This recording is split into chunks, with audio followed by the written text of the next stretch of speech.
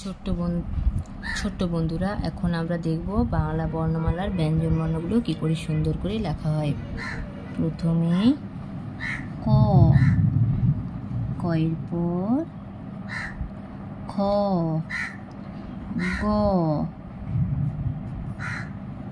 ঘ, ঙ, চ, ছ, বর্গীয় জ, ঝ, ঞ, ট, ঠ, ড, ঢ, মূর্ধন্য, ত, থ, দ, ধ,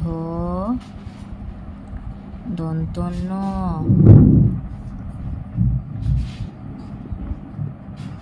প, ফ, ব, ভ, ম, অন্তস্থ জ, র, ল, তালব্য শ,